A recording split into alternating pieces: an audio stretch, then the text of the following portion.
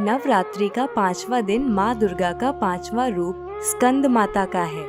The divine tales की Navratri series की 5वीं कड़ी में हम स्कंद माता की कथा, उनका स्वरूप और पूजन विधि लेकर प्रस्तुत हुए हैं। तो आइए जानते हैं कि स्कंद माता कौन है। दुर्गा माँ का यह रूप कार्तिकेय की माँ है। कार्तिकेय देवासुर संग्राम में देवताओं के सेनापति थे।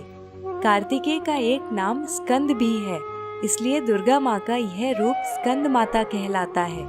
कार्तिकेय को कुमार, मुरुगन, सुब्रमण्य आदि नामों से भी जाना जाता है।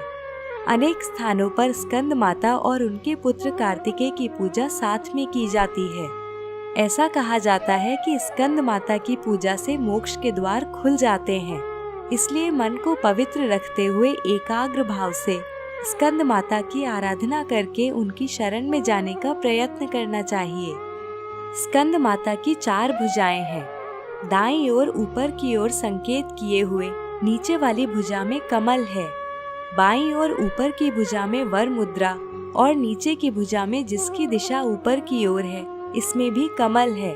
स्कंद माता कमल के आसन पर विराजित हैं, इसलिए इन्हें पद्मासना भी कहा जाता है।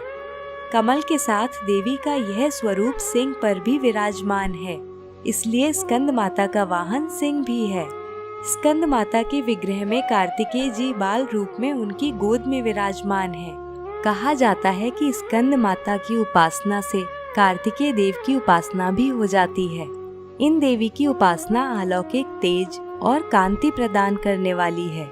इनकी उपासना से समस्त इच्छाओं की पूर्ति होती है और साधक को शांति और सुख की प्राप्ति होती है। स्कंद माता की उपासना से एक मूढ़ व्यक्ति भी ज्ञानी हो जाता है। संतान की उत्पत्ति के लिए भी स्कंद माता की पूजा की जाती है। वात, पित्त, कफ आदि से पीड़ित व्यक्तियों को भी देवी के इस रूप की पूजा करनी चाहिए।